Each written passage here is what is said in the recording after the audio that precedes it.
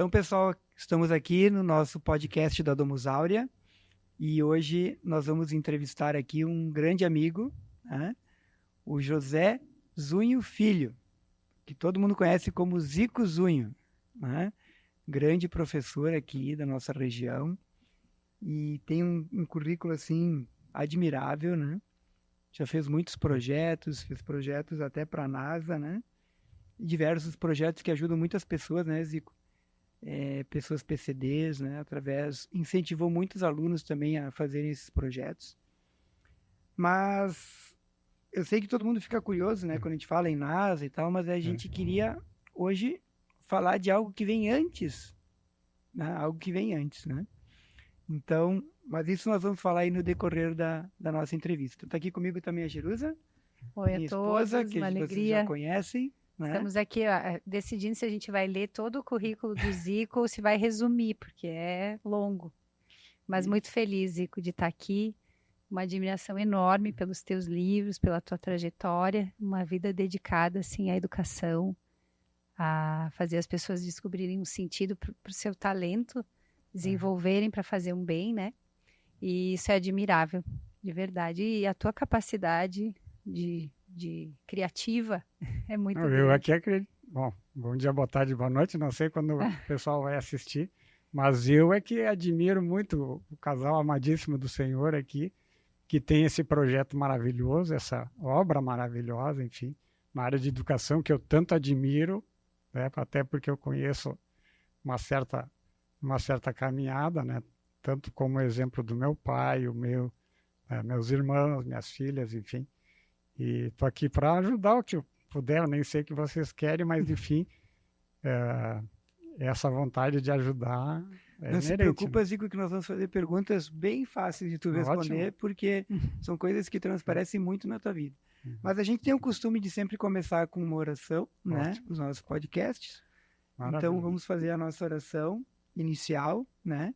Vamos pedir a luz do Espírito Santo sobre nós, para que a gente aqui fale o que for da vontade de Deus, né? E o que for para edificar as pessoas nesse caminho a Cristo. Em nome do Pai, do Filho e do Espírito Santo. Amém. Vinde, Espírito Santo, enchei os corações dos vossos fiéis e acendei neles o fogo do vosso amor. Enviai o vosso Espírito e tudo será criado e renovareis a face da terra. Oremos. Ó Deus, que instruís os corações dos vossos fiéis, com a luz do Espírito Santo, fazei que apreciemos retamente todas as coisas, segundo o mesmo Espírito, e gozemos sempre da sua consolação, por Cristo Senhor nosso. Amém. Ave Maria, cheia de graça, o Senhor é convosco. Bendita sois vós entre as mulheres, e bendito é o fruto do vosso ventre, Jesus. Santa Maria, Mãe de Deus, rogai por nós, pecadores, agora e na hora de nossa morte. Amém. Nossa Senhora Domus Áurea, rogai por nós. São José, rogai por nós. Então temos dois Josés, né? São José e José Zunho, né? Então, Zico, a primeira pergunta assim que eu queria te fazer é porque transparece muito uma grande alegria, assim, uma alegria uma alegria de vida, assim, né?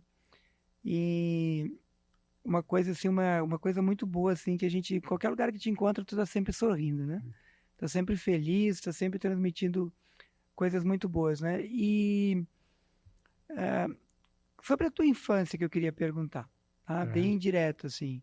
Como foi, assim, a tua infância, assim, a vivência com os teus pais, o teu tempo de escola, né? Porque como a gente está sempre focado em ajudar os pais a educarem bem os seus filhos, né? Principalmente através do homeschooling, mas não só através do homeschooling, eu acho que o teu exemplo, assim, que tem um currículo, né? Aqui até eu não queria ler todo ele, porque o pessoal vai cansar de ouvir tantas coisas que tu fez, né? Então, como foi essa fase? Tive uma infância muito abençoada, logicamente, né? O pai e a mãe, muito casal tipo exemplar, cristão, então criado dentro dos valores, né? Que hoje a gente tem que perseguir muito, né? Tem que dar essa referência para os jovens. Então foi assim, uma infância muito feliz. Porque eu acho que o principal motivo da gente ser feliz é a gente se sentir filho de Deus. Então, a partir disso, tudo se torna mais bonito. Até toda a ciência se torna mais bonita. Né? Se as pessoas entendessem, né, que cada detalhe da criação foi um ato de amor divino para que houvesse a vida, houvesse a nossa vida, não só a nossa vida, mas o amor na nossa vida, então a gente seria muito mais feliz. Por isso que até acabei escrevendo um livro sobre esses detalhes da criação científica, por que o céu é azul, por que a nuvem é branca, por que as folhas são verdes, né? Porque essa diversidade toda, que eram perguntas que meus alunos faziam na mecatrônica, onde eu fiquei 19 anos como professor, desde o primeiro aluno até 2012, eu fui professor lá, e acabei fazendo um livro para mostrar para eles esses detalhes, que nada era por acaso e que tudo tinha o propósito do amor divino para que houvesse a vida com todos os sustentáculos, ou seja, com todas as condições de contorno para que houvesse a vida. E claro que essa preparação para que eu fizesse este livro, Deus lá já da infância me fez essa obra de um gurizinho que fosse apaixonado por todas as áreas da ciência. Então tudo me encantava, uma flor me encantava, um bichinho, uma joaninha em cima de uma flor igualmente formosa, e o meu pai me levava seguidamente para o Horto Municipal. O Horto Municipal de Caxias, né, foi ele que criou e tinha que fazer a manutenção, e tinha lá os funcionários, que inclusive a maioria dos funcionários eram presidiários, que não eram perigosos, ou seja, tinham cometido algum crime e tal, e estavam infelizmente pagando a pena, mas eles tinham, em vez de estar lá aprendendo a malandragem, trapacear e tudo mais, eles estavam ali ganhando um dinheirinho, pegando o sol, né, porque o trabalho na lavoura ali, plantando, por exemplo, os cavalos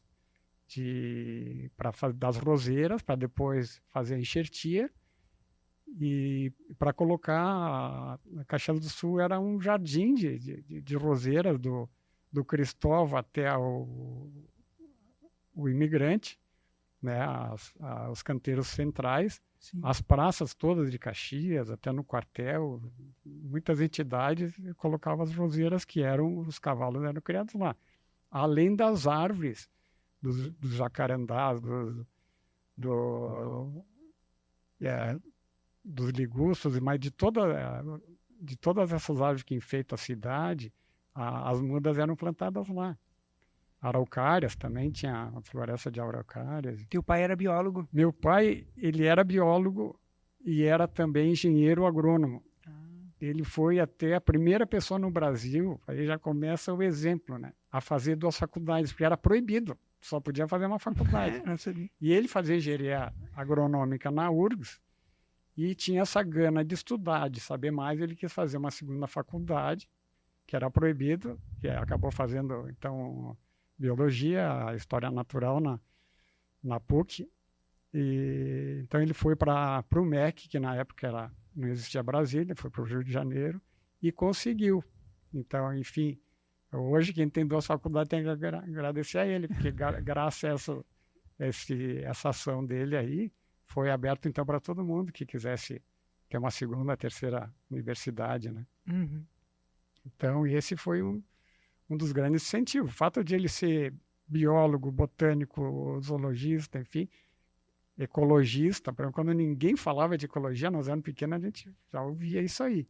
E cada janta, cada almoço era uma aula, né, de genética, de ecologia, enfim.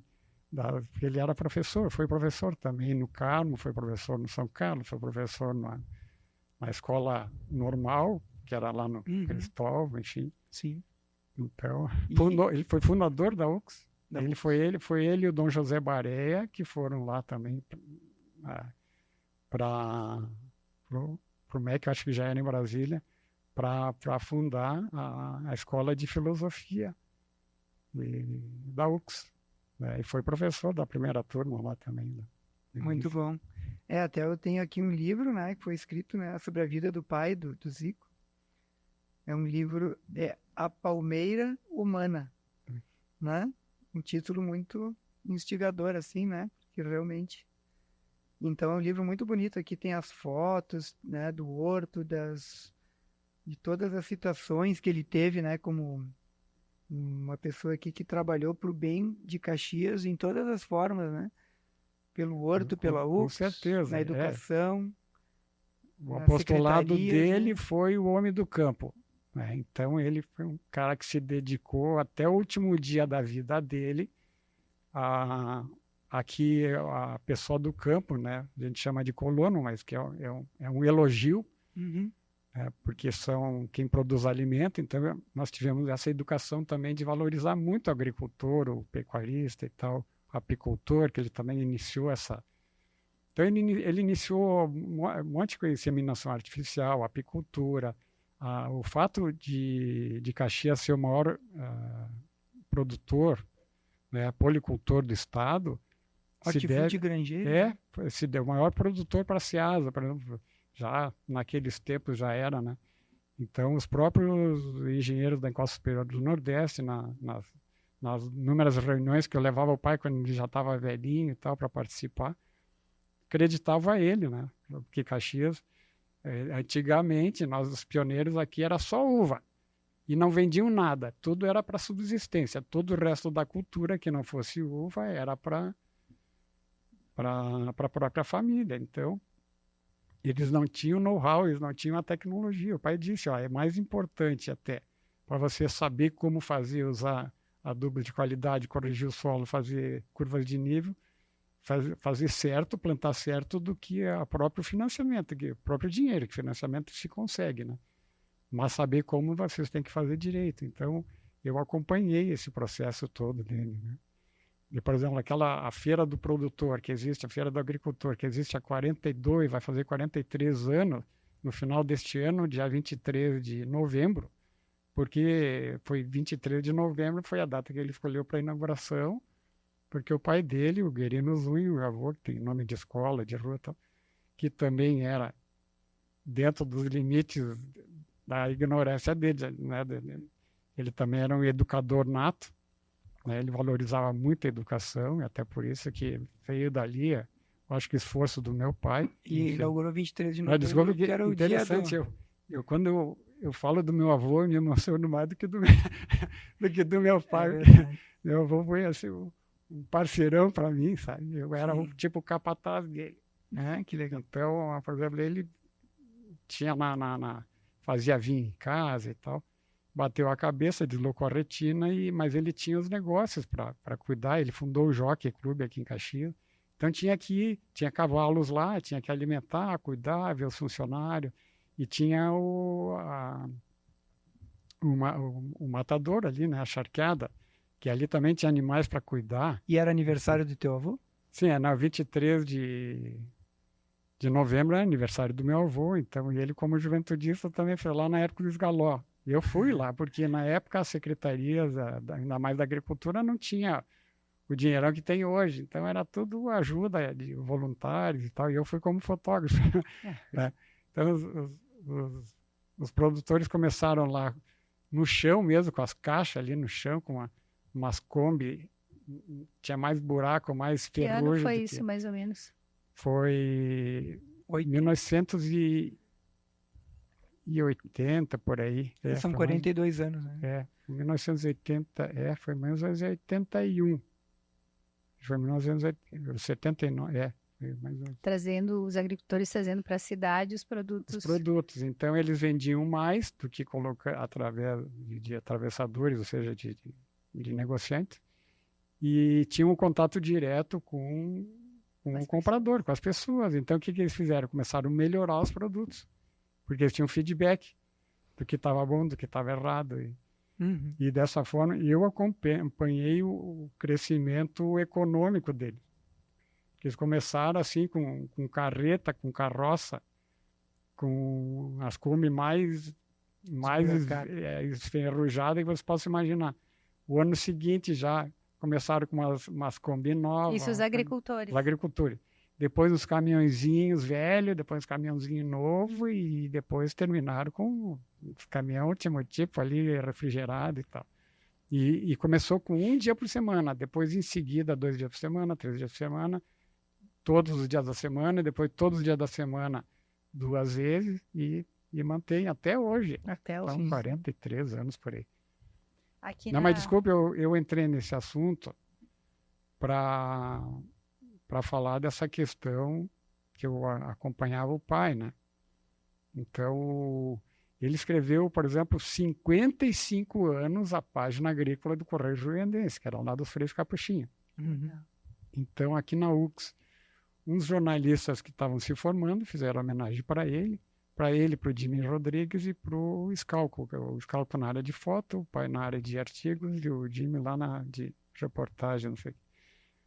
E eles fizeram a pesquisa, em toda a América não tinha um artigo, um colunista que tivesse durado tanto tempo. Então, imagina 55 anos de vida, é uma vida, e por isso que eu estava falando do apostolado, para que o homem do campo fosse um cara bem rico, que pudesse ficar nas terras, que não precisa, porque naquela época o pessoal ia para a cidade, tinha necessidades de saúde, necessidade de escola, necessidades diversas aí, o pessoal largava o campo e diz, não, temos que dar boas condições, o agricultor tem que ser rico, tem que ser um cara que esteja feliz onde ele está, enfim, tenha todas as condições para tocar a família. Então eu acompanhei esse processo ali que foi maravilhoso também. Então o pai tinha toda o fato científico, a razão, essa questão da educação cristã. Então ele tinha, né, todas as qualidades para educar bem os filhos. E em casa mesmo a gente tinha, além desse incentivo, às vezes tinha até os dispositivos deles, equipamento, microscópio de lupa, por exemplo. Então a gente pegava um pedaço de um inseto ali, um pedaço de uma parte de os pedaços da flor, né? Enfim, as partes da flor, e examinava os detalhes. Então a gente começava a se encantar com a criação divina, cada detalhe podia ser, né, impossível, uma perfeição em cada um desses detalhes de cada ser humano, e de cada ser vivo, enfim. Porque tinha um outro dispositivo lá que era uma lupa, um microscópio de lâmina. Então, nesse, tu coloca entre 2 lâminas uma solução que tem ali bactérias, células, um bichinho, enfim, vários tipos, né, que tu pode ampliar o tamanho. Então, a gente raspava a cebola, raspava a batata, furava tinha uma agulha, furava o dedo para sair uma gotinha de sangue, para olhar como é que eram as hemácias, como é que era o tecido dos legumes ali, e o pai colocava os livros de biologia, botânica, zoologia, para a gente olhar como é que era e comparar. Na prática, como é que era uma célula. É incrível, né? Ver os detalhes de cada célula e as células junto, né? Formando os tecidos diversos aí. E a gente fazia esse tipo de brincadeira. Por exemplo, lá no horto, como é muito seguido, às vezes pegava um monte de folhas de roseira, trazia para casa com alguma lagarta, umas lagartas ali. E em casa ele mandou fazer também uma caixinha com vidro, uma campânula, e a gente deixava ali até as lagartas comer todas aquelas folhas e fazer o casulo e depois se transformar numa borboleta. Então acompanhava todo esse processo. Que lindo. Plantas assim, fazia vários tipos de planta em vaso para acompanhar o crescimento, colocava auxinas também. Auxinas são hormônios do crescimento, então fazia as experiências para ver, né, brincadeiras com semente, tudo que é tipo de semente eu guardava, fazia coleção de folha, para analisar a nervura, sei lá, paralelinérvia, peninérvia, e conforme o formato, então classificava. Colava numa folha, colocava ali as características, aquela que o pai tinha especificado para a gente ver, né? Então, eram os tipos de brincadeira, de coleções que a gente tinha. Álbuns de figurinha, por exemplo, todos aqueles de natureza. Tinha uma história natural, que eram 500 figurinhas. Eu fiz 3 álbuns daquele, um quarto, não colei, mas fiquei com a figurinha completada, porque ele deu de presente, inclusive, para algumas pessoas. E imagina, história natural, então tinha tudo, né? Tinha tudo. Sobre peixes, sobre aves, sobre mamíferos, sobre répteis, enfim, sobre paisagens. Então aí veio aquele encanto também do gurizinho lá, né? De cada vez que eu conhecia a natureza, me encantava. Até tem nos meus primeiros livros uma frase. Eu tinha, acho que 8 anos, eu estava indo para o Carmo e me veio essa frase, né, que a natureza que Deus criou é tão linda que entre um abrir e fechar de olhos já valeria a pena ter nascido. Não sei, ideia muito poética para um gurizinho de 8 anos. Né? Uau! Sim. Então tu aprendeu muito brincando, assim. Brincando. Na verdade, uma forma que foi divertido e o teu pai colocou os meios, né? Isso. O pai foi colocando os meios para que vocês fossem aprendendo essa parte científica e aprendendo a se encantar com a natureza e de uma forma muito interessante, né? Não se encantar com a natureza de uma forma fria, mas com uma forma que nos conduz a Deus, né? E isso é admirável, porque como aqui eu estava vendo aqui o teu livro, todo ele fala de quantas coisas na natureza são muito, assim, tunadas, seria a palavra em inglês, né? São muito, assim, sintonizadas para que a vida seja possível, né? Então, esse aprofundamento na ciência te levou para mais perto de Deus? Com certeza. Como dizia o Pasteur, né? Acho que pouca ciência afasta de Deus, muita aproxima. Né? Então, eu, com certeza, quanto mais eu conheci a natureza, quanto mais eu me aprofundei no estudo, mais eu conheci a grandeza, a grandiosidade divina, e mais o apercebimento do Criador, logicamente, né? Porque a criação e o Criador têm uma ligação íntima. Né? Então não tem como separar. Por isso que esse meu livro é sobre ciência e fé, mas ciência e fé que andam juntas, de mão dadas, não em conflito, como em geral eles querem, os materialistas ou até anticristãos gostam de propagar. Criaram até universidades. No mundo, as primeiras universidades ali, Bolonha e... Agora escapou o nome. Foram cristãs, né? Porque o cristianismo propagou muito a questão da educação no mundo. E, claro, para desviar esse foco ali, foram criadas outras em que incentivaram esses falsos cientistas, digamos, vamos falar bem a verdade, que os cientistas que têm essa limitação, né? Porque nenhum cientista que tenha assim, uma grandiosidade, ele vai se limitar a achar que tudo foi pelo um acaso de uma evolução, de uma situação, né, que foi acontecendo para formar a vida. Imagina, o homem hoje, com toda a tecnologia que nós temos, nós não conseguimos formar uma molécula pegando os aminoácidos, juntando ali, os átomos, os elementos químicos da tabela periódica.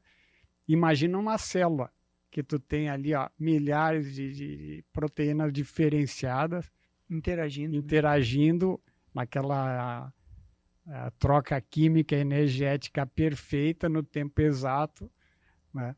Eu até poderia até um dia chegar um momento que conseguir, juntando os elementos químicos, as moléculas, tu formar uma célula. Daí diz, agora dá vida para ela, faz ela começar. Faz ela ter vontade de se reproduzir. Faz ela ter vontade de se reproduzir.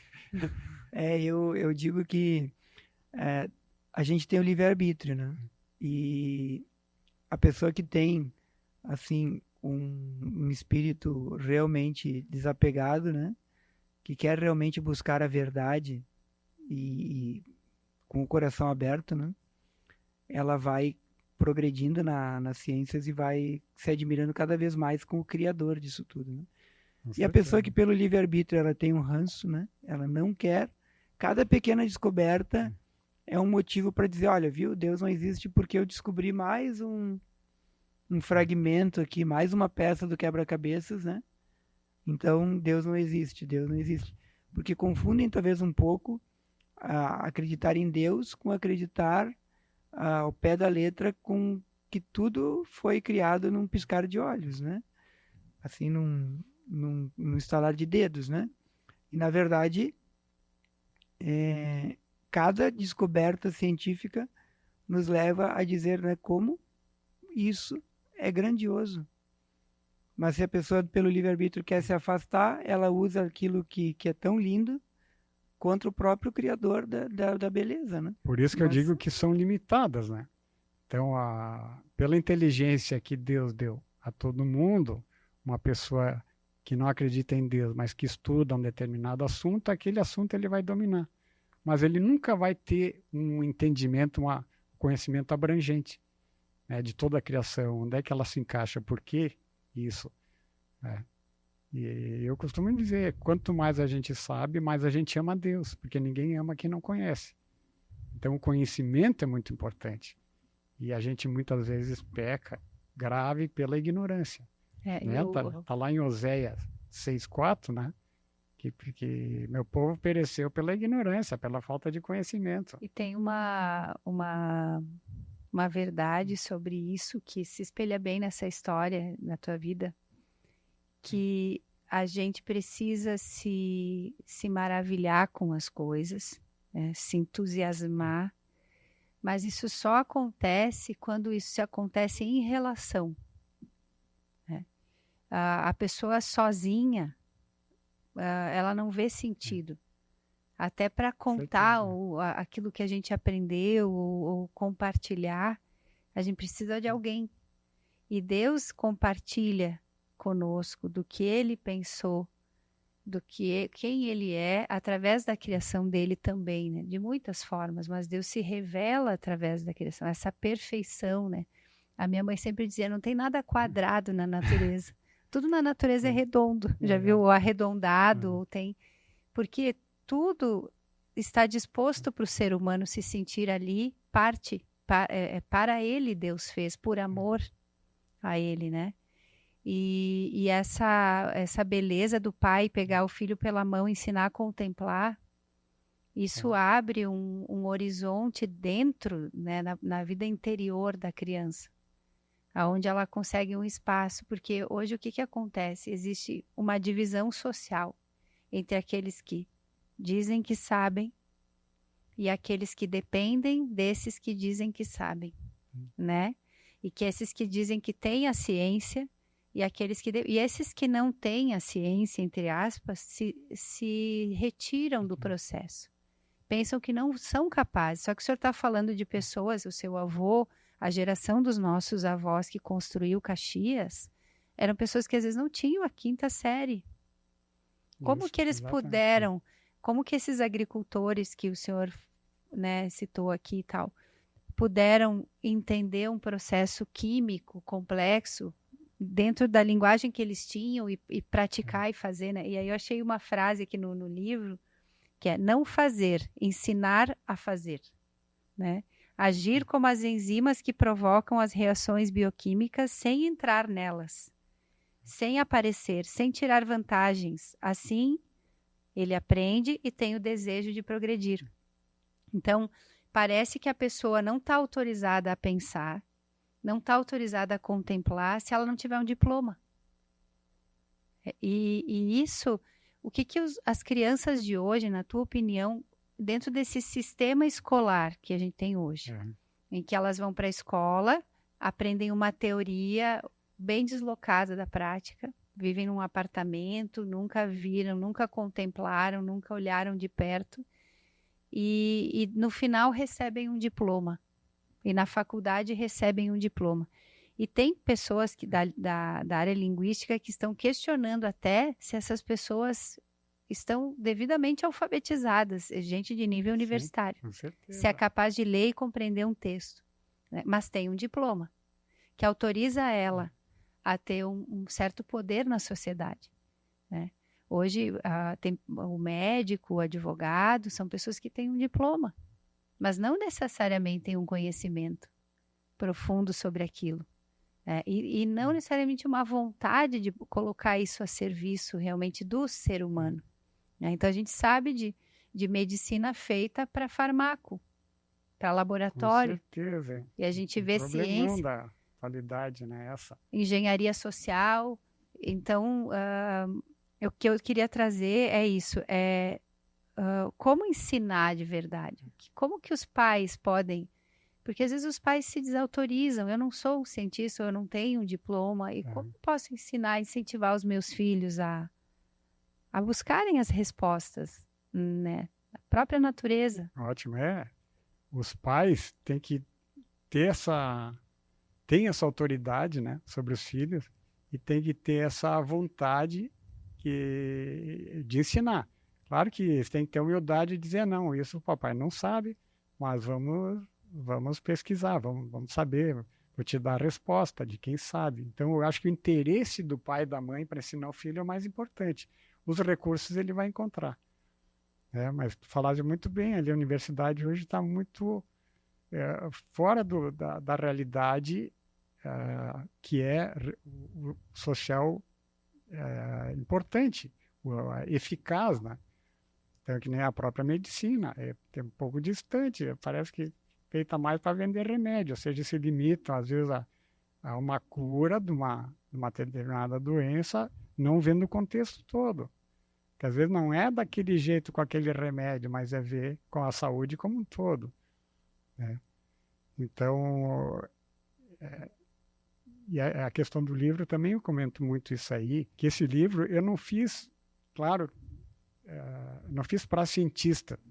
Eu fiz um livro, o pessoal pensa, eu falo em física, e ensino física quântica, astrofísica, química, genética, biologia, e o pessoal se assusta em geral. Diz, não, mas eu fiz um livro, a ciência, o que interessa para a saúde, para o nosso bem, para o nosso conhecimento, para conhecer mais a Deus, para amá-lo mais também, interessa a todo mundo. Por isso que eu usei uma linguagem simples. Agora, as palestras, eu faço desde as criancinhas de pequenininha ali dos coleginhos, dos colégios, né? Claro, de preferência segundo grau, mas já falei para as crianças que elas se encantam, elas têm aquela pureza, aquela vontade de aprender, como todo jovem, né? Tem essa ânsia de aprender que tem que ser aproveitada pelos pais. Então, eles têm que direcionar o filho segundo os recursos que eles tiverem, segundo o conhecimento para a pergunta que não tiver, direcionar. Mas no livro, por exemplo, essa mesma palestra, os mesmos slides, eu fiz para mestres, doutores, doutorandos e mestrandos da URGS de Química e Física, um evento que fizeram lá no campus, né? E o Miguel Aleknovic, vocês conhecem ele, né? Um amigo carismático, fundador de um grupo de oração aí, Chagas de Cristo, que eu participo desde o primeiro dia, que fizemos festa de 7 anos, e ele me acompanhou em alguns lugares aqui, depois ele foi lá e disse, nossa, parece totalmente diferente a palestra. Diz, claro, que dava para falar em integral, diferencial, elementos finidos, enfim. E outros termos para as criancinhas, para os leigos. Mas por que eu falei? Porque ninguém ama quem não conhece. Então, eu fiz o livro assim para compartilhar esses conhecimentos que eu tive uma vida adequada, uma vida assim, privilegiada para conhecer todas as áreas da ciência. Porque eu acabei estudando em casa, né, que essa que é importante, porque há coisas que a escola não dá. Eu tinha aquela base, o mínimo possível, né, de cada disciplina, cada matéria, e em casa eu me aprofundei, né? Até na época que eu fiz engenharia eletrônica eu não estudava nada, eu aprendia na aula. Então, o tempo que eu tinha em casa, eu estudava medicina, eu estudava coisas assim da área do corpo humano, coisas que me interessavam, astrofísica, enfim. E como é que foi se despertar assim para essa parte mais científica? Porque tu tem irmãos, né, e irmãs, né, e viveram no mesmo ambiente, mas em ti despertou um desejo maior pela ciência. Não sei se teus irmãos também, né, porque cada pessoa tem a sua característica, né? Como é que foi para ti duas perguntas, como foi para ti esse despertar para essas ciências, né, e ciências exatas, a gente pode dizer, e se tu te considera um autodidata? Sim, eu me considero um autodidata, o pai também, né? O pai, eu disse, no No dia que ele faleceu, ele fez o último artigo para aquele artigo lá que se chamava Vida Agrícola. A coluna dele no Correio Goianense chamava Vida Agrícola e a página toda agrícola tinha, então, um artigo que ele aproveitava. E interessante que nesses 55 anos nunca faltou cartinha de colono lá dos agricultores perguntando uma coisa. E eles mandavam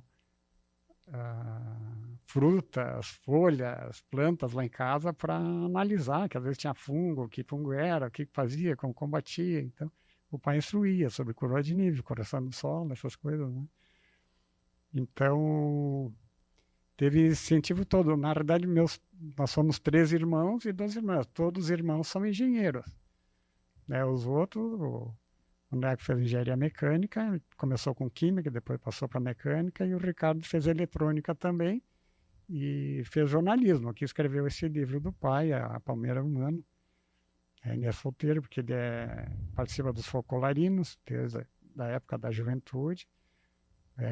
Minhas irmãs, a mais velha foram para outras áreas, mais humanas, educação física e nutrição, minha irmã mais velha. E a minha irmã caçula, então, fez biologia, começou com biologia, porque hoje ela meio briga comigo que não queria que eu, como irmão mais velho, não faz para aproveitar os livros do pai, então que vai ser herdeira, não sei o quê.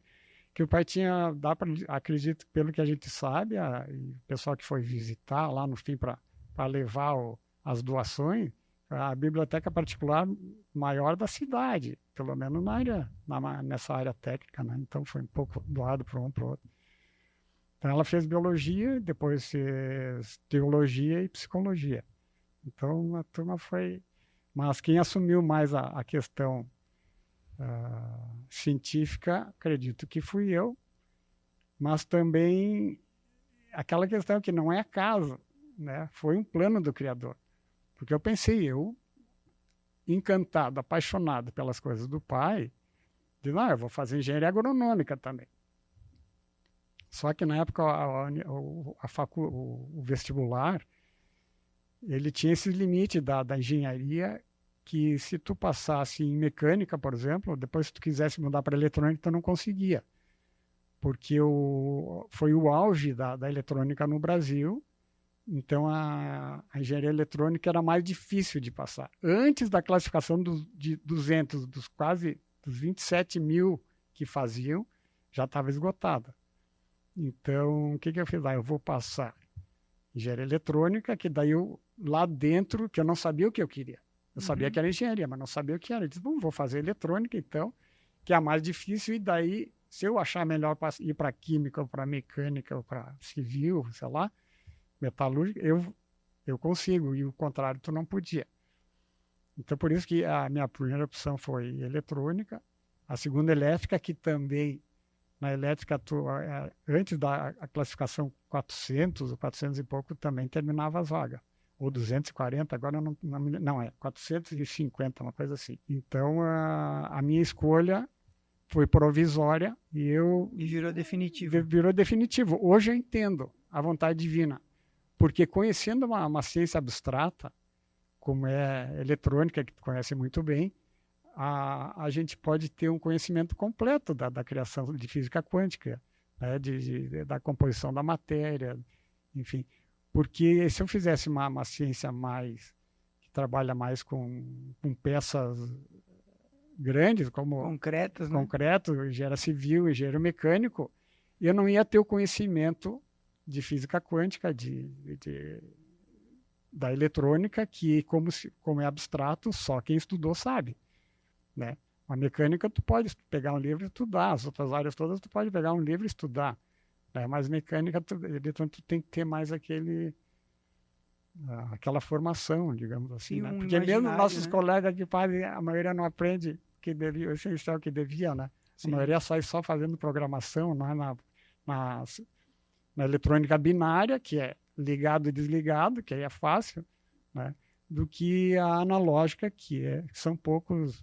Tu é um cara que eu sei que, né, tem até empresa sobre isso, um cara diferenciado por saber eletrônica analógica, chaveamento e tal, porque são infinitos pontos, né? Sim. Então é muito mais fácil o sistema digital, que é o on-off, né? Liga, desliga, 1 é 0, do que o sistema que... Um exemplo é o transistor, por exemplo, que o transistor, para quem não sabe, assim, foi um semicondutor, né, inicial, que foi uma revolução na vida, na nossa vida. Hoje tudo que existe em função tem o transistor. Baseado na física quântica, né? O funcionamento do transistor. E ele, por exemplo, ligado e desligado, qualquer um sabe fazer. Agora, ele funcionar como amplificador, que ele tem que funcionar numa faixa ali precisa, então são muitos cálculos, é um circuito bem mais cuidadoso. Sim, e aí depois disso, daí, a partir de ser um autodidata, tu também começou a ensinar, né? E também houve um momento, assim, que tu despertou, assim, de dizer o seguinte, bom, eu tenho aqui, eu tenho meus projetos são de sucesso, né? Como tu fez um projeto já de equipamentos para a NASA, né? Vieram aqui em Caxias buscar os teus serviços, né? Isso. Então, eu sei que todo mundo, quando te fala isso, fica muito curioso, mas a gente vai colocar lá no link do nosso vídeo aí, do podcast, como assistir um TEDx, né? Um TEDx, né? Do Zico, onde ele descreve todas essas invenções, como foram feitas, o que foram, porquê, né? Também na parte dos PCDs, que tu trabalhou bastante. Então, a gente vai colocar ali, quem quiser... Uma centena de projetos para PCDs. Né? Isso, quem quiser conhecer mais isso, daí a gente deixa ali. E uma coisa que eu me impressionei quando eu vi esse teu TEDx ali, foi que muitas coisas, assim, hoje parecem, assim, não tão... Mas esse TEDx é de 2014, né? Não tinha tanta... A tecnologia ainda estava muito... Não, foi 2011. 2011? Ah, é verdade. Então, são 14 anos, né? Esse foi meu cálculo. Uma coisa que não existia há um tempo atrás, né? E tu já estava lançando a favor de pessoas necessitadas, né? Mas como é que foi também esse despertar, então, de um autodidata para alguém que decide ensinar os outros? Tu teve um momento, assim, que tu disse assim, olha, eu estou aqui, tenho meus projetos, minha empresa, meu bom emprego, mas eu vou ser professor. Teve uma coisa que te motivou? Sim. Durante a faculdade, até para ganhar um dinheirinho, ser independente, eu não gostava de... Eu praticamente fiz a URGS lá, que é de graça, e tem o RU lá, o bandejão, que era baratinho. Eu praticamente, com os bicos ali, eu fazia para empresas aqui, eu fazia projetinhos, como a eletrometalúrgica Racing do Katchenko, lá, não sei se você sabe, que existe até hoje os Emerlux, que é a luz na falta de emergência, então é na falta de... Luz. luz na falta de emergência. Então tem a bateria e tinha 2 faróis. Na época não existia farol de LED. Interessante que eu já prospectava isso, que o futuro ia ser sinalização com LED. Podia ter patenteado isso aí, que, nossa, podia ter ficado multimilionário. O uso do LED no automotivo, porque não existia. Eu usei isso em máquina lá em 1980, porque a maior quantidade de serviço, de manutenção das máquinas, às vezes, os caras saíam aqui de Caxias lá para Joinville só para trocar as lampadinhas das botoeiras, que tinha uma lâmpada incandescente dentro, na vibração da máquina no transporte, ou mesmo durante o funcionamento, os motores que funcionam ali, hidráulica e tal. Acabava pifando, imagina, ela tem uma durabilidade, né? Aí eu resolvi trocar toda a botoeira com botões mais resistentes, que não, no contato, e com LED sinalizador. Né? Que esses brake light também, todas as sinalizações das máquinas, dos defeitos, tudo com LED, então a máquina que o pessoal não chamava para manutenção.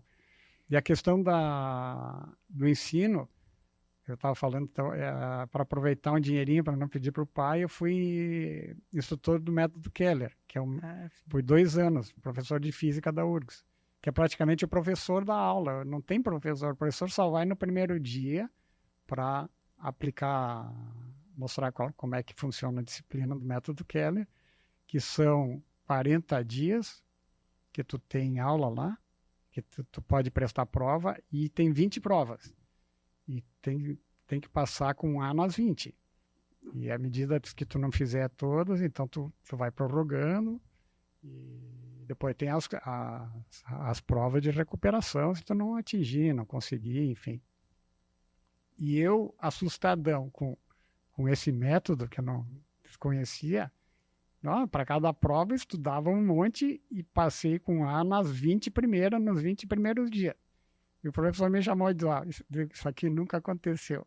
Tu tem que ser meu monitor aqui, meu instrutor. Então, ele tinha uma equipe ali dos 3 monitores, que eram os professores que davam aula, que acompanhavam, que corrigiam as provas, que ensinavam, enfim.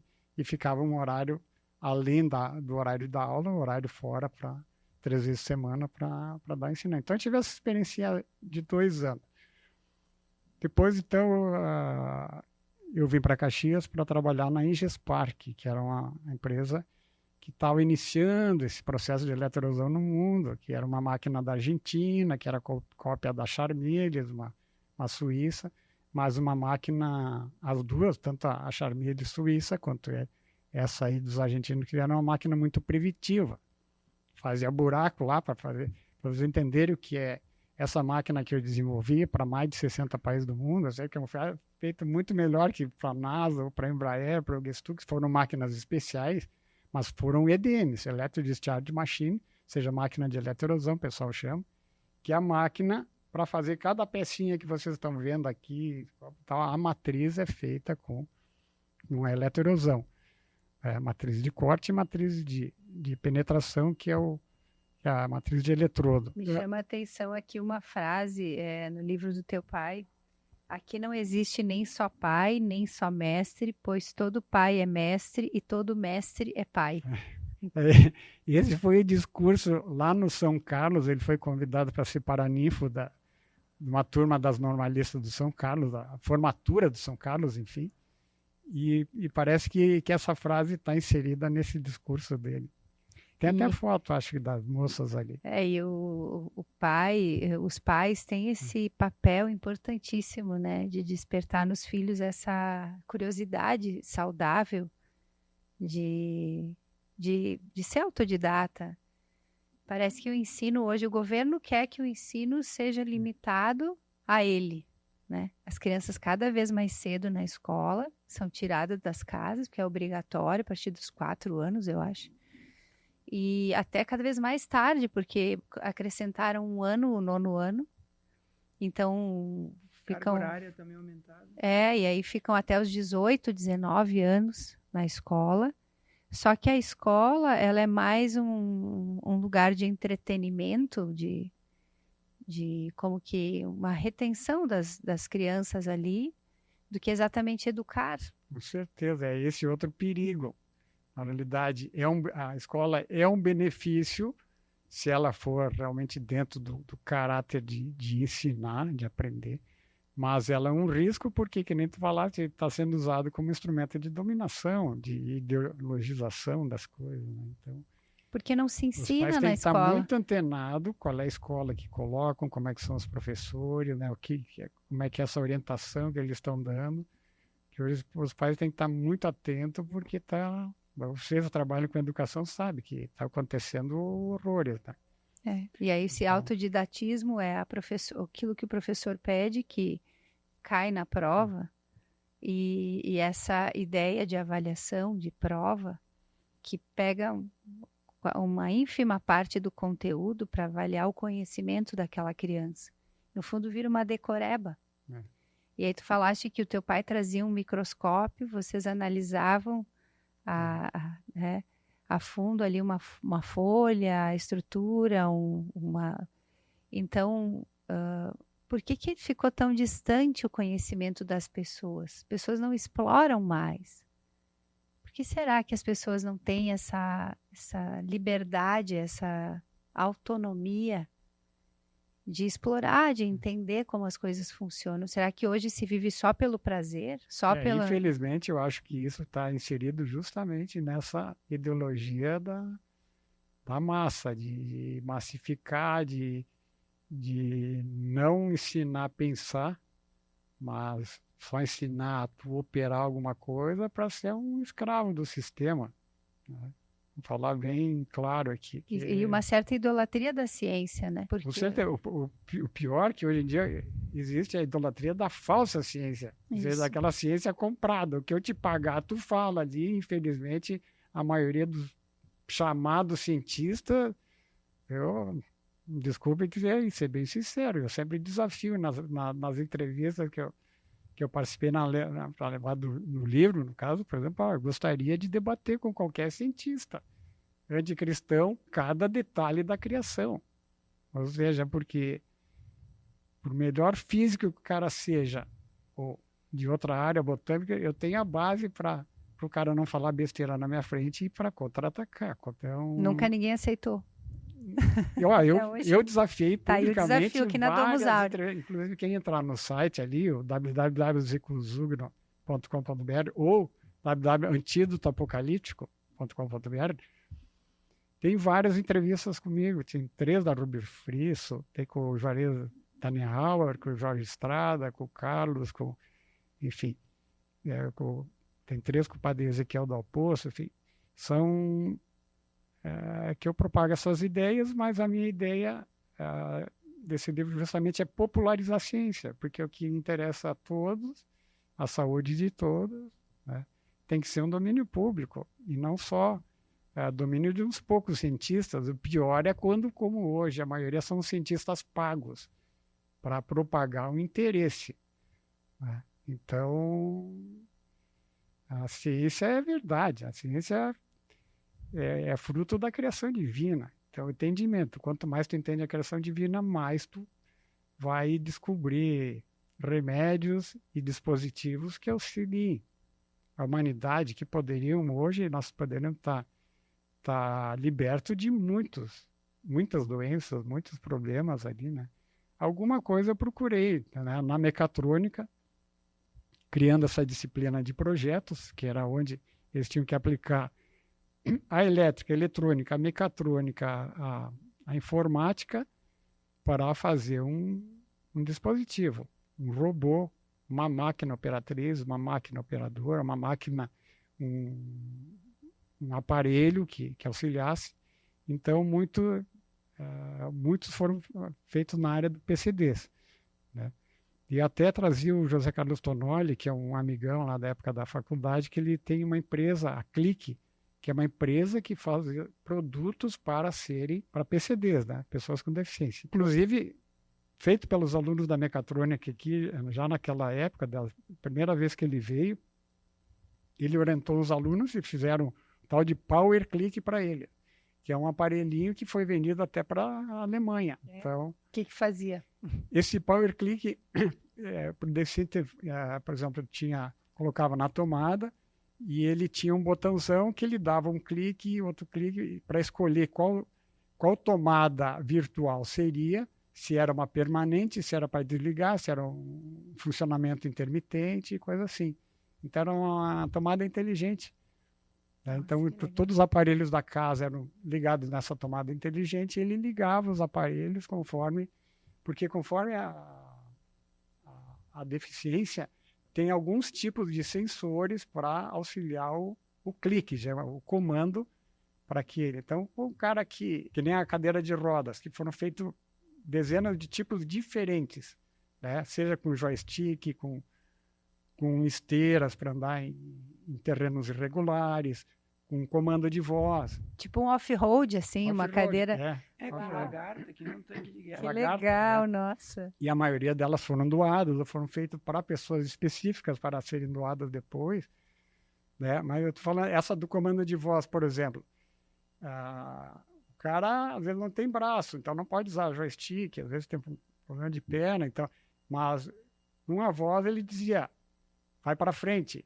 vai para trás. Antes da Siri, vocês já inventaram o comando de voz? Sim, essa do comando de voz, muitos aparelhos foram feitos. Inclusive, para incentivar os alunos, eu importei 25 chips de decodificador de voz. Então, desses foram feitos assim, maravilhas, né? Por exemplo, um aparelho que um surdo-mudo chega numa loja com um cartãozinho e ele põe no aparelho e o aparelho fala por ele. Nossa. Então, o aparelho diz, por exemplo, pega de um banheiro lá e coloca, por favor, onde é que tem um serviço de banho, ou quanto é que custa isso, e para eles que têm assim uma pouca facilidade de comunicação, é uma alegria muito grande. Eu estava falando da cadeira das cadeiras, né? Então, pode ser um piscar de olho, pode ser um comando, se ele já tem uma certa mobilidade, com o braço, às vezes não tem o dedo, mas tem o toco da mão, o cotovelo, então é um botãozão. Então, o sensor tem muitos tipos que se amoldam a essa ideia, né? É uma ciência feita para a pessoa, né? E não para o lucro. Porque às vezes só se consegue financiamento ou pessoas dispostas quando tem lucro, né? Vamos criar coisas que geram. E aí é uma ciência, a gente não ouve falar, não conhece, e tem pessoas dedicadas a tornar a vida do outro melhor, com mais autonomia, com mais dignidade. Isso aí teve várias ideias, são patenteadas, porque eu dizia, ó, os alunos, o aparelho é teu, tu que vai levar adiante, tu que vai vender essa ideia, tu que vai mostrar para as empresas e tal. Mas muitas dessas ideias deviam ser assumidas pelo governo, pelo Ministério de Ciência e Tecnologia, e depois eles fazerem a distribuição, porque aí tu teria um poder multiplicador muito grande, essa eficácia do sistema, né? Por exemplo, teclado virtual. Teclado virtual, um deficiente para usar o computador, só depende dos sensores, que ele não consegue usar 100 e poucas teclas, mas o único botãozão que ele pode bater aqui, colocar o botão aqui, bater com o queixo, ou piscar o olho, colocar nos óculos, ou enfim, tem várias maneiras. Então foi criado, nós fizemos 2 tipos de teclado amigo, um foi chamado teclado amigo, outro teclado virtual, em que um único comando ele selecionava, e depois que ele primeiro selecionava a linha e depois a coluna, e dessa forma ele ia montando palavras. E eles se habituavam tão rápido que eles conseguiam escrever quase tão rápido, porque a palavra ela é selecionada, quase tão rápido como um cara que digita fraquinho ali. Nossa. Então, esse teclado virtual seria só um software. Então, uma vez bem desenvolvido, pode pegar, mandar para todas as escolas esse software, para todos que lidam com certas deficiências, mandar esse equipamento, porque é só um software. Então, eu gostaria muito que o Ministério de Ciência e Tecnologia assumisse algum desses projetos. Aqui na Mecatrônica, então, tem na biblioteca, eu fazia os livros, né, dessa disciplina que eu criei, justamente para os alunos testar na prática tudo que eles aprenderam e ficarem melhor preparados para ir para a Conlink, lá para a empresa do Márcio, da Gerosa. Para o mercado de trabalho. Mercado de trabalho, isso aí muito mais confiante para as máquinas. E então, essa disciplina chamada de projetos virou o estágio escolar obrigatório, disciplina mais importante, porque eles aplicavam tudo que tinha aprendido, elétrica, eletrônica, mecânica e programação. E nessa apresentação, que a gente chamava lá a mostra primeiramente a gente chamava de feira, né? Mas feira seria mais para venda, mas realmente depois como mostra dos projetos. Mas era uma feira também, porque a gente convidava empresários, e quantos empresários, no momento, se encantavam com a feira, contratavam os 4, por exemplo, grupos de 4 em geral, contratavam os 4 para já na outra semana já aparecer na empresa lá, contratados, e para fazer aquela mesma máquina um tamanho maior. Seladora, por exemplo, máquina saiu de todas as formas possíveis que vocês imaginarem, que existem máquinas de conformação, que tem nas indústrias ali, fizeram de todos os tipos, né? Porque eles aprendiam aquela parte elétrica, de contatora, de disjuntores, enfim, e a parte eletrônica de comando também, que eles tinham. Tinha uma placa, como a placa-mãe, com um microprocessador, e as interfaces ali, né? E os dispositivos que a gente fazia também, os drivers e tal, para acionar motorzinho, acionar válvula e tal. Então, eles tinham todos os dispositivos para montar um sistema microcontrolado completo. Muito, muito bom. Precisaria mais um, porque o teu pai desenvolveu a agricultura e E o Zico está desenvolvendo a indústria. Ajudou a desenvolver a indústria caxiense, né? Teu pai ajudou. Parece que a família de vocês, ela segue um ciclo, né? Caxias foi uma cidade mais da uva, né? Da pecuária, depois mais hortifruti, e depois ela teve a sua fase industrial. E agora, quem sabe qual é a próxima fase para Caxias, né? E assim, teu avô, né? Cuidou dessa parte... Teu pai também, da parte dos hortifruti, teu avô mais a parte da uva, da pecuária, né? E quando chegou a época da indústria, daí tinha o Zico ajudando também. A família Zunho, ela foi um pilar aqui, então, de Caxias no nosso desenvolvimento, né? E sempre levando a fé à frente, né? De geração em geração. Isso sim. Muito bonito. Eu acho que tudo parte daí. Eu acho que tudo partiu da fé e de uma vontade divina demonstrada, né, na prática do talento que deveria ser desenvolvido, né? Tanto meu avô, que também tinha o primário só, ele foi da primeira turma do Carmo, inclusive. Quando o Carmo foi criado, meu avô foi da primeira turma. E meu pai foi do primeiro ano até ir para a faculdade e foi professor depois. Eu também, né, fui jardim e pré no São Carlos. Imagina naquele tempo, o gurizinho, eu e minha irmã, um ano mais velha, que ia para o jardim, eu ia para o pré, nós pegávamos o ônibus na esquina da Visconde de Pelotas, parava lá na pracinha das feiras, a gente ia sozinho, passava por baixo da catraca do ônibus. Naquele bem pequenininho. E o pai, imagina a confiança, né? Imagina se hoje um pai e uma mãe vai deixar o filho ir para a escola com 4, 5 anos, né? Enfim, aí minhas 3 filhas também, tá? E elas começaram a estudar 2 anos a mais que eu, porque elas fizeram o jardim, o pré e até ir para a faculdade. Né? Também no Carmo. As 3, no Carmo. Eu também estudei no Carmo, né? O meu segundo grau, fiz o primeiro grau no Madrimildo e o segundo grau no Carmo, né? E uma coisa importante de perceber é que 90% dos colégios em Caxias foram fundados por congregações católicas. Isso, Então, a gente também falou da tua família, que foi importante no desenvolvimento da nossa cidade, mas também, se não fosse pela dedicação dos católicos, né? Em especial, congregações europeias que mandaram dinheiro para cá, mandaram freiras, mandaram padres, né? Irmãos. Com certeza. Nós não teríamos aqui e essa educação de qualidade. Além dos formados nos colégios católicos, a gente não pode esquecer dos formados nos seminários católicos, né?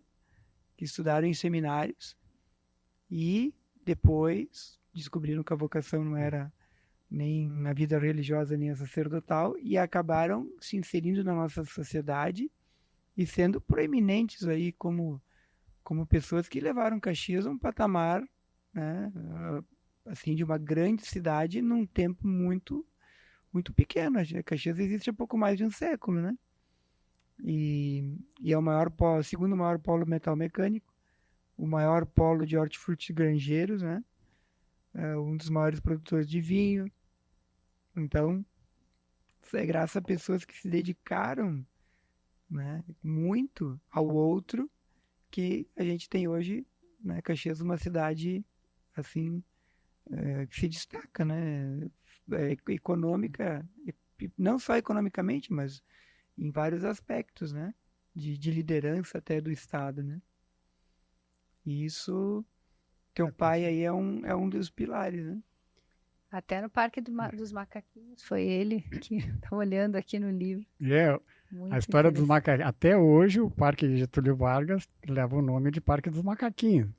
Porque, historicamente, o pai tinha um colega da agricultura, da época da engenharia agronômica, lá da URGS, que era o responsável do Parque da Redenção em Porto Alegre.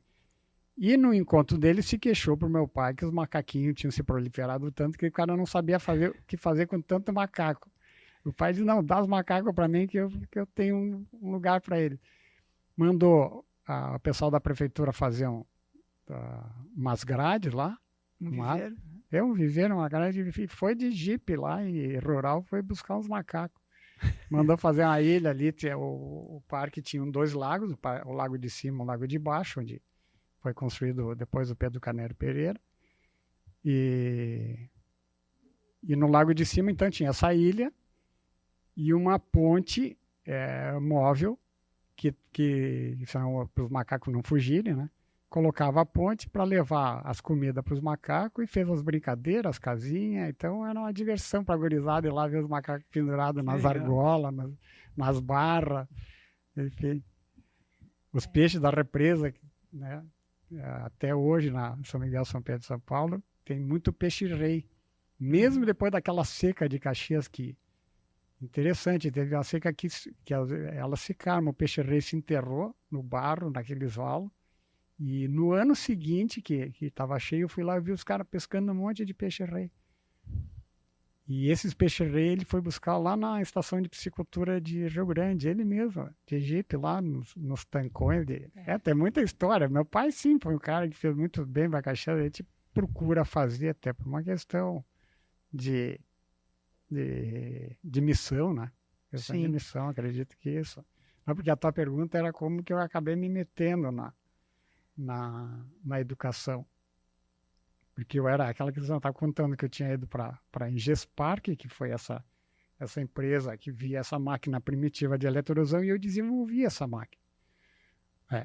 E depois na Engemac tivemos mais recursos, a máquina ficou uma máquina assim a mais vendida no Brasil, tinha 84% do mercado, era a Engemac, 86% do mercado, os outros 14% eram divididos em outras 3, Altec, Isoton e IBH, outras 13, a IBH era de São Paulo, a Altec do Rio, a Isotron também era São Paulo, enfim. Aí saindo dali, disse, vou descansar um pouco, né? Vou ser professor, uma coisa mais simples, porque tinha surgido, estavam formando a mecatrônica aqui em Caxias, naquele tempo. E aí eu fui lá, me inscrevi, né? Fui e disse, eu vou ficar aqui até, né? Descansar um pouco, até porque trabalho na indústria, quem tem essa responsabilidade de fazer máquina é um trabalho bem pesado, ainda mais que no início da formação do desenvolvimento das máquinas, cada matrizeiro tinha uma necessidade diferente, uma função diferente, daqui na época as máquinas tinham poucos recursos, né? Aí com o tempo, claro, eu acabei fazendo a máquina mais completa do mundo em recursos, por isso não é por nada que foi a máquina vendida em mais de 60 países do mundo. Com as marcas mais famosas do mundo compravam da Engemac e vendiam como se fosse deles, só mudava a pintura. A Charmeuse pintava para a tua cor ali, com laranja com cremezinho, a Charmeuse pintava com azulão, era bem esse azul aqui com um cinzinha, e era AGE, né? E a Charmeuse era produto caxiense, circulando o mundo. Fosse a IBM Tecnológica também, que era a maior empresa de eletroerosão dos Estados Unidos, era a mesma máquina. Então, inclusive foram eles que conseguiram, tinha o cliente, a máquina para fazer, o pedido especial para fazer para a NASA, e ele, o Mr. Harry Kern, por exemplo, ele é o dono dessa empresa, IBM Technology, líder de eletroerosão nos Estados Unidos, ele diz, vou falar com meus faixas lá da Suíça, da AGE da Charmeuse, porque ele mesmo era engenheiro mecânico e tinha trabalhado lá por 10 anos, e os caras não quiseram assumir a bronca, aí foi ver outros lá na Itália, a TDM, Tecnospark e tal, e ninguém assumiu aquela especificidade, aqueles features lá que eles queriam da máquina. Aí os caras pensaram, quem mais faz eletroerosão no mundo? Tem do Brasil ali, tem a maior das 3 Américas, a gente era a maior em produção das 3 Américas, fazia mais de uma máquina por dia, até mais de uma por dia, fazia durante um ano, imagina, fazer 370 máquinas, 360, então nos tempos áureos. Depois a ideia justamente era fazer ainda mais, por isso que compraram, onde é hoje, compraram para onde ficou o petróleo lá depois, a Weatherford. E a Weatherford era na área do petróleo. A Engemac também foi líder em prospecção em riser, packer, ou seja, dispositivos para prospectar petróleo em águas profundas. Líder mundial. isso sim foi uma pena da Engemac entregar essa tecnologia para o concorrente, né, que comprou a Engemac a preço das máquinas, a preço dos equipamentos que tinha, e acabou com o concorrente e ainda ganhou uma tecnologia que eles não tinham, né? E mais, pior, ganhou um cliente chamado Petrobras, não sei se vocês já ouviram falar, que ele não paga à vista, ele paga antecipado, né? Então aí, infelizmente, teve essas jogadas aí de sócios tal, que pensaram só no dinheiro e não viram o ouro que eles tinham, na tecnologia de vanguarda que eles tinham na mão. Não só do petróleo, mas principalmente da eletroerosão, né? E aí tu acabou fazendo essa máquina para produzir moldes para a NASA. A NASA tinha algumas... Era a máquina de eletroerosão, a base. Só que ela tinha algumas especificidades próprias daquele... ligas aeroespaciais, né? Que ia lá na mistura uns elementos tungstênio, ósmio e tal. Sim. Tinha também os ostalói e metalói, que já são os metais mais básicos, mas enfim, tinha que ter um circuito que arrebentasse, usinasse esse tipo de material. E tu vê como nada é por acaso. Um pouco antes deste pedido, que teve esse Mr. Eric, que era o diretor, e eu nos reunimos para ver se... E tudo que ele pedia, dizia, não, sim, eu sei fazer isso aí, não te preocupa. E o cara se encantava, não, mas eu quero que tenha 5 canais também, até hoje é a única no mundo. Ele disse, eu não sei bem como fazer, mas eu já estou com uma ideia aqui, já é só uma questão de testar, porque a bicanal já tinha desenvolvido, ou seja, 2 eletrodos, fazer 2 cavidades ao mesmo tempo na matriz, ou seja, tu leva metade do tempo para fazer a matriz, e essa era um 5. Então o JET, lá, o Laboratório de Propulsão a Jato, que está lá em San Diego, me mandaram uma foto deles usinando, então com 35 eletrodos lá, né? Eram 5 canais, 7 eletrodos cada canal, então fazendo lá os bucos da saída do combustível sólido do plasma, né? Dos foguetes, enfim. Pouca gente sabe, talvez, né, que Caxias tenha sido um expoente tão grande numa tecnologia tão importante, né? Porque hoje em dia a tecnologia do plástico, né, que é muito utilizado os moldes a partir da eletroerosão. Né? Também Caxias do Sul é um grande polo de matrizarias, né, um grande polo de injeção plástica. Mas assim, o importante assim para nós da Domus Aurea, né, Zico, é que os pais percebam como é importante a presença, né? Na educação do filho, né? O incentivo e também a percepção de que eles podem influenciar o filho com coisas simples, né? Com disponibilização de materiais, de livros, de microscópios, e que a curiosidade já está ali, né? E fomentar isso, né? Para que a próxima geração, né? Nós temos 5 filhos, né? Mas a gente acredita também que a gente pode ajudar muitos pais a educarem os filhos através do homeschooling, né? Ótimo. E o homeschooling é isso, saída, né? Se encantar com o aprendizado, seja de línguas, seja de ciências, seja daquilo que a pessoa tem de especial em si, né? E consiga daí se desenvolver como uma pessoa virtuosa. Né? E eu acho que, assim, quando a gente pensou em te convidar, porque a gente viu tudo isso, né? Uma pessoa virtuosa, um grande cientista e que teve uma influência muito grande paterna, né? Materna e paterna, do avô, uma preparação toda familiar para que pudesse, né, se desenvolver ao máximo, né? Como tu te desenvolveu. E, como eu digo, né? O mais incrível é a alegria que tu traz em tudo que tu faz, né? A gente se encontra aí algumas vezes na missa, assim, e é sempre um momento, assim, que nos põe para cima, né? Fico feliz por isso. Agora deixo... Complementando o que tu falaste da importância, né, para a Domus Aurea, um instrumento desse incentivo que os pais podem dar para o filho eu entendo assim muito que o livro, a questão física, para eles terem esse contato mais claro, mais nítido, né, das ciências. Porque é uma coisa que eu me lembro do pai, a gente economizava em tudo, né? Porque o pai, tipo, vivia do salário, tinha cinco empregos, aí, enfim, criando 5 filhos, naquele tempo era mais difícil, né? Mas uma coisa que ele não economizava era assim, ó, toda a enciclopédia de ciência que saía, Tecnirama, Naturama, Cromo, Ciência Ilustrada, Ciência Hoje, tinha um da Bíblia, que eram vendidos assim, cada semana saía um encarte, depois tu montava o livro. Então mandava encadernar. Desse tem muitas enciclopédias em casa. Tinha lá em casa, né? A gente acabou doando tudo, infelizmente.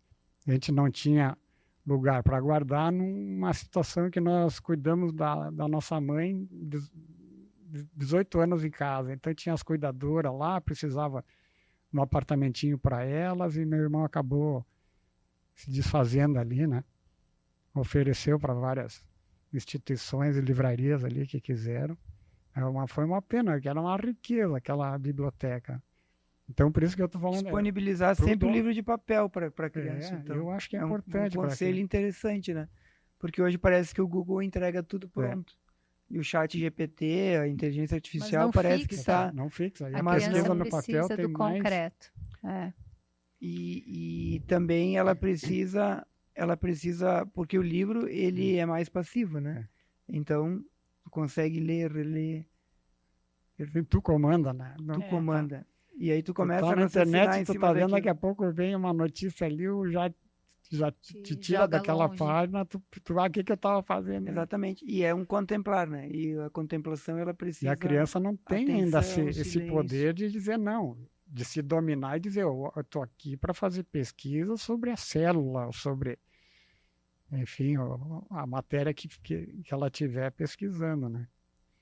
Que legal, muito bom. Espero que os pais aí que estão assistindo, né, e os jovens também, se inspirem em fazer, né, em perceber quanto que o desenvolvimento, seja ele técnico, seja ele científico, técnico, seja ele em outros aspectos profissionais, pode ajudar tanto as outras pessoas, né? E é uma motivação para a vida, né?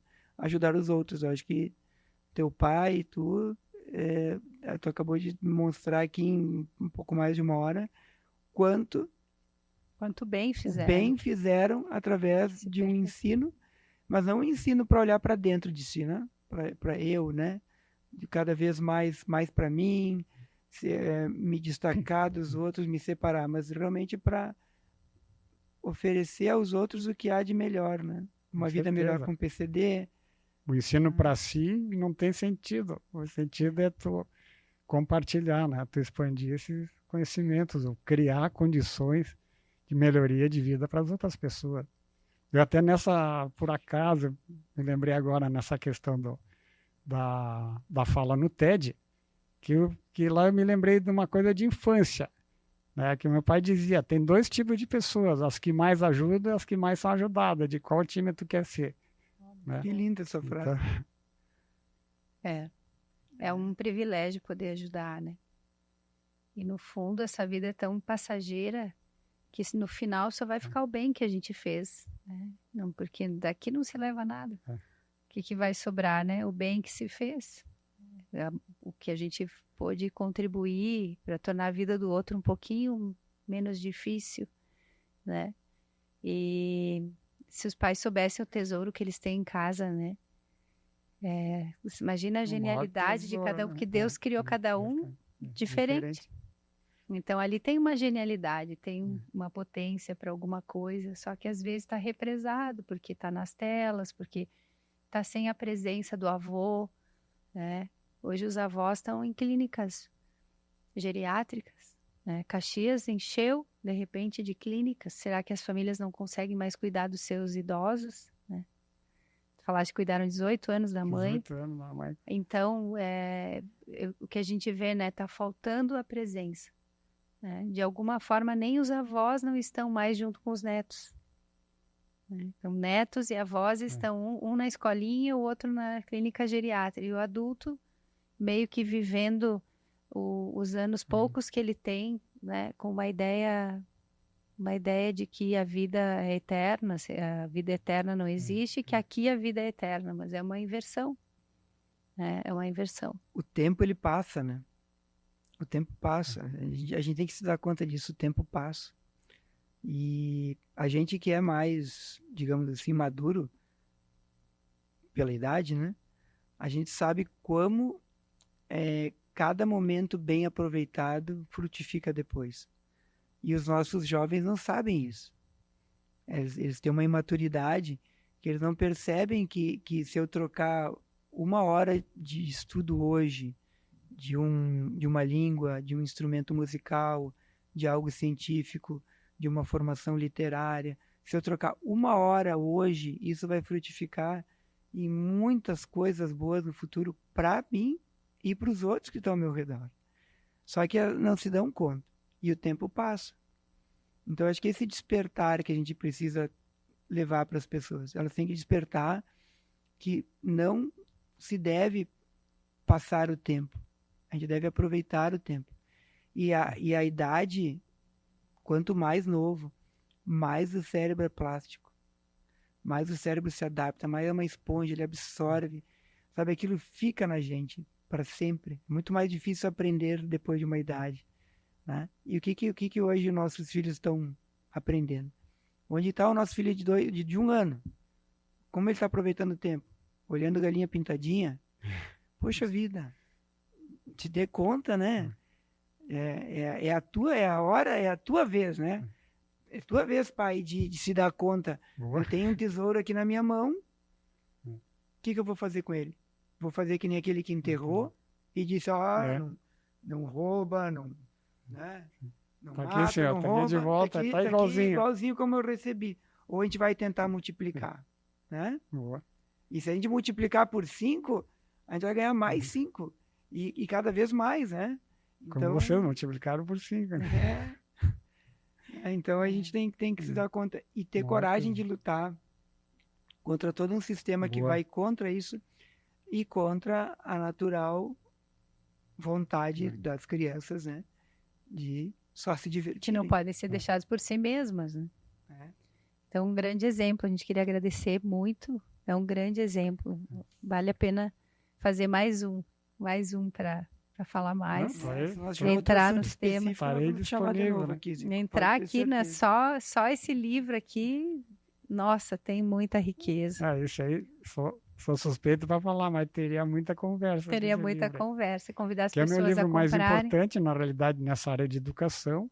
Esse aí, Antídoto Apocalíptico, 150 provas científicas da essência de Deus. Onde eu procuro, então, todas essas áreas da ciência, mas para um leigo entender.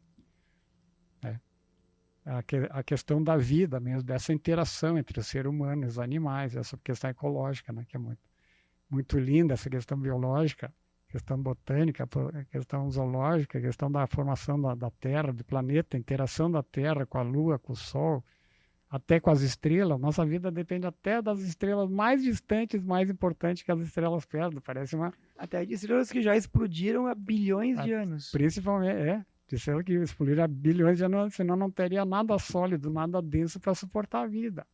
As moléculas grandes, densas do espectro lá da tabela periódica.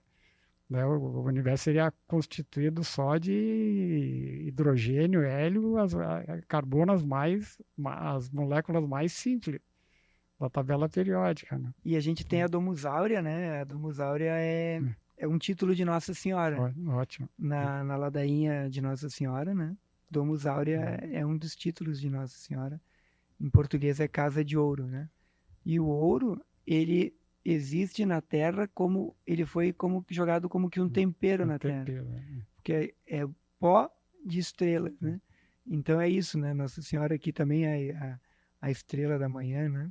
Todos esses títulos de Nossa Senhora, e o ouro demonstra essa pureza, é um elemento assim que se tu estudar, só estudando o ouro, tu já diria assim, nossa, existe algo de divino, porque ele tem características assim maravilhosas. Maravilhoso, né? E de onde é que ele veio, né? de dentro do espaço. Por que ele veio para cá, né? Como ele veio parar aqui? Tudo para que a gente consiga contemplar a grandeza de Deus. É lindo demais. Que é importante em cada detalhe da eletrônica, tem que ter esse ouro. E às vezes o pessoal questiona e diz, não, Deus quer que a gente saiba cada vez mais conhecer essa criação dele, porque quanto mais tu conhece a criação, mais tu conhece o Criador. E até ele fez, por exemplo, essa natureza, a atmosfera, ela tem tantos, é composta de tantos elementos, mas ela é cristalina. Ela é limpa para que a gente possa prospectar os outros astros. Né? Não é que nem Vênus, por exemplo. Vênus, que tu tá lá embaixo, tu tem, além de uma pressão 90 vezes maior, que tu ficaria desse tamanhinho, achatado, tu tem tanta nuvem, tanto vapor espalhado, de vapor até de ácido sulfúrico, outras vezes, né? Não poderia nem prospectar, nem olhar para o espaço. E a vida aqui na Terra não é nada perto do que vai ser a vida eterna. Que olhos não viram, ouvidos não ouviram e ninguém pôde imaginar. Imagina a beleza, né? Imagina a beleza, imagina o que é. Então, só para a gente saber que Deus existe, nos ama e nos quer com Ele para sempre na vida eterna, né? E é para isso que a gente tem toda a criação, né? Então, que bonito que a gente possa se encantar mais pela criação de Deus, investigar mais, fazer as perguntas, né? Que sair do celular. Também, né? Os nossos filhos possam tirar os olhos aqui da tela, né? Da cabeça baixa. E olhar para essa imensidão, né? É um exercício lindo. Até quem quiser saber mais, por exemplo, pode entrar no site. Esse livro aqui, ele é de brinde lá, ele é gratuito. O e-book A Palmeira Humana, até porque para vender nem tem mais nas livrarias. Esse aqui também meu irmão mandou fazer só 600 e foi também vendido em 1 mês, 2 meses, foi vendido todo. Tem história de Caxias aqui, tá maravilhoso. Eu sou suspeito, mas realmente... Então zicozunho.com.br. zicozugno.com.br. Isso, vamos buscar lá. Ou também o antídoto, esse título aqui, o Antídoto Apocalíptico, tudo junto. Só sem acento no meio, lógico. Né? Não pode ter nenhuma escola em Caxias sem esse livro. .com.br. Eu sou suspeito, mas matéria que tinha que obrigatória. estar em todas as escolas Com esse certeza. livro, porque é um estímulo que as crianças, os jovens e os adultos também e reunir todas essas informações, né, no livro. Se interessem pela vida em cada detalhe, né? Tanto a questão dos astros como a questão dos mares, das montanhas, dos lugares que a gente vive, a flora e a fauna. Sim, o equilíbrio de tudo, né? Que Deus né? não só cria, mas sustenta tudo, né? No ser. Sustenta com uma harmonia perfeita. Então, muito obrigada. Quem quiser conhecer a Domus Áurea, Domus Áurea Oficial, domusaurea.oficial. Vai estar no YouTube. No Instagram. Esse aqui vai estar no YouTube, né? domusaurea.oficial. E se quiser conhecer o curso O Amor que Educa, é Jerusa Slomp. Também está no Instagram. E aí é uma base para os pais iniciarem um processo virtuoso em casa, né? Na descrição do vídeo nós vamos colocar todas essas informações, o nome dos livros, onde comprar, como conhecer melhor o Zico, né? Como conhecer o curso da Jerusa. Vai estar tudo aqui embaixo na descrição do nosso vídeo. Muito obrigada. Muito obrigado, Zico. Muito obrigado mesmo. Deus te abençoe muito. Obrigado aí pelos... Vocês e a família lindíssima e essa obra maravilhosa da Domus Áurea. Né? Sou suspeito, mas eu vi vários vídeos, aí uns 20 vídeos antes de ver, um mais encantador que o outro. Eu recomendo. Que bom. Vamos lá, vamos colocar trechos aqui da nossa conversa lá também, para as pessoas se animarem. Obrigada. Obrigado. Imagina.